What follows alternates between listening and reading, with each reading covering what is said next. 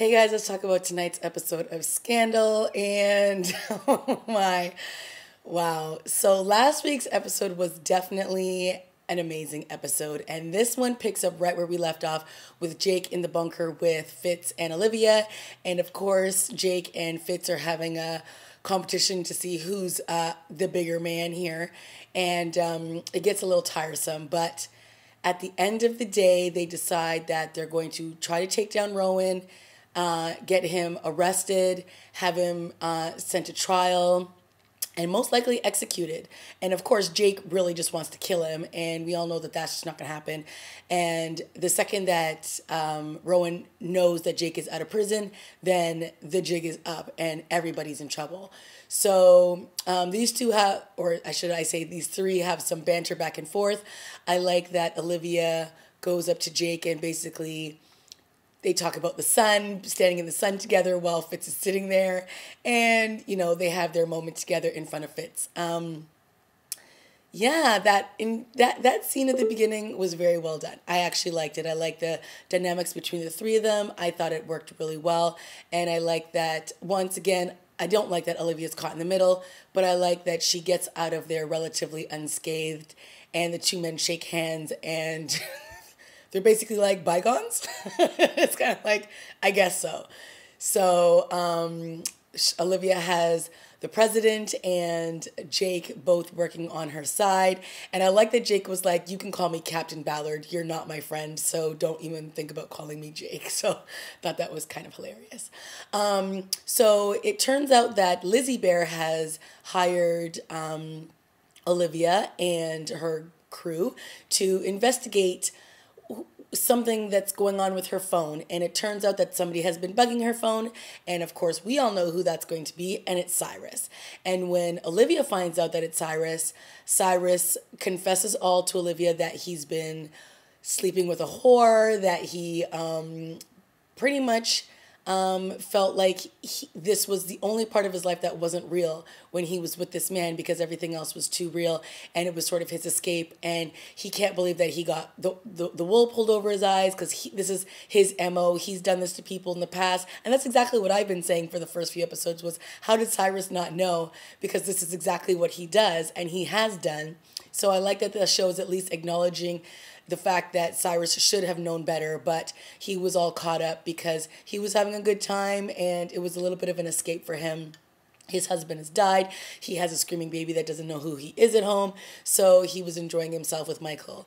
And so once Olivia finds this out, she decides to kind of turn the tables on Lizzie Bear, and she starts doing a little bit more investigating as to what it is that Cyrus is looking for on the phone. And she ends up finding out that Lizzie has gotten some compromising photos of Cyrus. And we find out that Michael really has only leaked a little bit of information about Cyrus. And he could have done a lot more damage, but he didn't. So does Michael really like Cyrus? Probably, but who cares? You're still lying, you're still spying, and you're still cheating. So, you know, when Michael comes to Cyrus's house after Olivia tells him to just go home because he's probably going to want to kill him, you see that, you know, Cyrus is so enraged, and they have this very aggressive scene where he's like, pull down your pants, bend over. And it's kind of like, yeah. And then he gets really aggressive with him.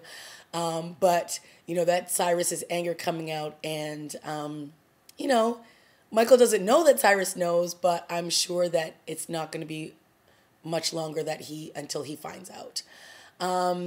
So we also got to see the vice president in this episode, and we haven't seen him at all this season, really. I think we maybe saw him once, but we really haven't seen him. And somebody blows up his car. And, of course, they think that this is tied to Angola. And, of course, this sends Melly running to his aid very quickly because she wants to make sure that he's okay. And the two of them get their groove on. And, hey, I mean, look, there's a whole lot of cheating going on in this show, and Melly isn't exempt. And we know that they had already had some trysts last season. So the fact that she basically jumped his bones in this episode was kind of funny, but also like, hey, if your husband's not going to give you any, you might as well get it where you can. And of course, later on in the episode, he calls her out and he's basically like, so you haven't looked at me in the last few months.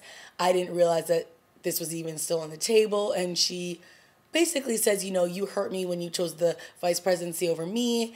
And, but I'm back now. And Melly really is back, okay? She's not playing. And she's like, pretty much like, I want you and let's do this. So the two of them go at it once again. And the vice president is clearly not a friend of Fitz. So yeah, that happened. So we also had some more scenes with Huck and his son, which I thought were very cute. And Olivia walked in on one of them, and she's basically like, you know, what is Javi doing here? Does the wife know? Could you go to, you know, could this be against the law? And he's like, look, don't start pointing fingers when you're basically, we have a client, now you're working against our client for another client. So, hey, people in glass houses. So it's true. Olivia really doesn't have a leg to stand on. She's doing all these types of things behind everybody's back, her father's back. She's kissing Fitz in hallways when she shouldn't be kissing Fitz. She is no saint, and she needs to zip it sometimes. So, yes, of course, Fitz and her had another moment in this episode, and he's like, kiss me, you know you want to. And it's just like, God, he's just relentless. It's like he just won't stop. And there's a point of view where, like, I said no. And he just wears you down. He just wears you down. So it was nice to see that she had another moment with Jake in when they were in the bunker, and she was basically giving him, you know, an update of what's going on. And then he says, you know, you're not going to leave me in here even if the president says, you know, just one more day, a few more months, and, you know, and then you guys go stand in the sun together. And she's like, don't ever, you know, basically make a reference of me staying in the sun with another man ever again. So this is her way of saying she loves him. And it's like, Olivia, say it. We know you're in love with two men. I get it. The show is not dropping this thread anytime soon, so we're just basically stuck with it. So now that Olivia knows that somebody has been spying on her, has been taking photos, Quinn has been tasked with stalking this man, not stalking, but spying on him to see what he's up to and where his next movements take him. And his name is Dan Kobiak. And she keeps calling Huck and basically saying how bored she is because all this man is doing is eating donuts, and she just is like stuck here watching him. Meanwhile, you know, Huck is off having fun with his, well, not off having fun with his son, but is bonding with his son, which is really cute. But it's just, you just know it's going to lead to nothing but disaster when you see all these interactions between the two of them. And he's asking him questions like, why did you leave me and mom? You know, and of course, Huck is trying to explain it the best way he can, but it's just, you know, what do you say? You just can't really say anything. So, but, you know, the son and him have some nice bonding moments. And this leads them to a stakeout, which is so inappropriate, Huck. He takes his kid on a stakeout because they basically have now bugged Lizzie Bear's apartment because they know that she has a secret place where she's probably going to do some rendezvous, and they want to get down to the bottom of what it is that she's trying to get out of Cyrus. And all of a sudden, Quinn shows up where Huck is, and she's like, why are you on my stakeout? He's like, what are you talking about? I'm following Lizzie Bear. She's like, well, I'm following Kobiak, and he just went into this building, and now we realize that Kobiak is working with Lizzie Bear, and she's asking him questions about the man from last week's episode, Winslow, was that his name? Yeah, who shot himself and was linked to the photos with Olivia.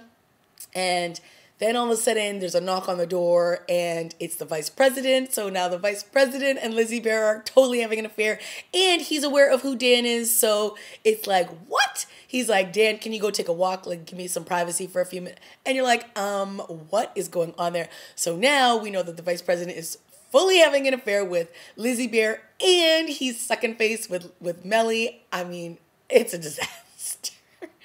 When Melly finds this out, oh no, heads are going to roll. So yeah, that happened. So of course, there was another standoff between Fitz and Jake, and they were, butting heads again as to how to take down Rowan. And they're like, Rowan's not a little kid. You can't just take a toy and dangle it in front of his face.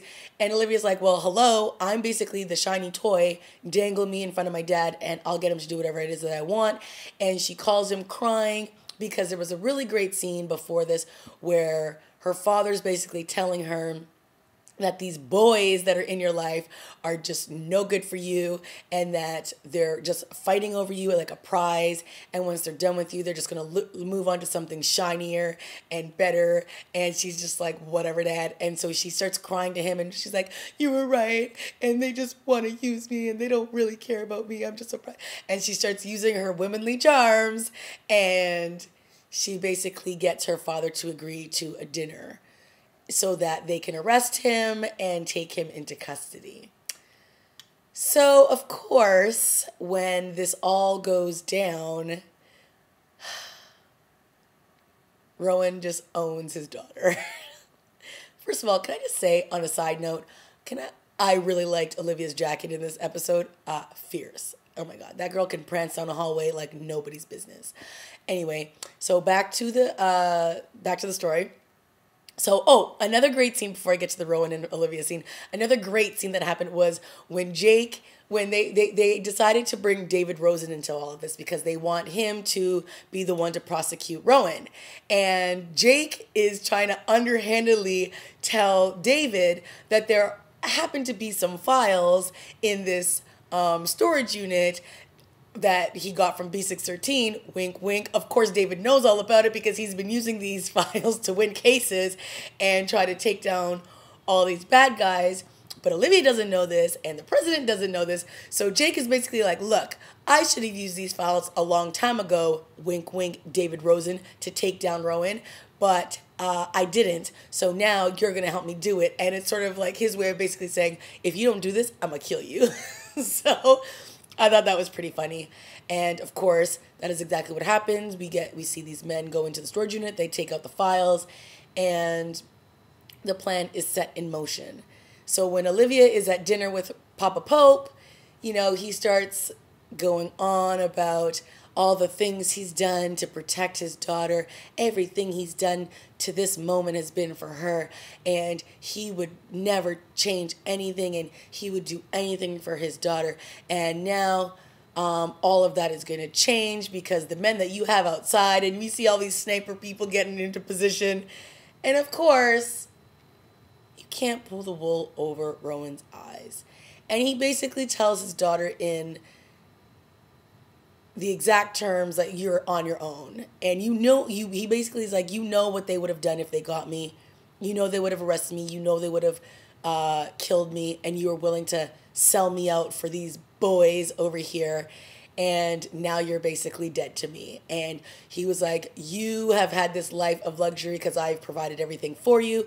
Now you're going to know what it's like to not have me in this world.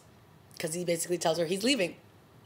And he's like, it's your fault that all these men are now dead. And all these snipers go off and they kill everybody that's outside. So that happened.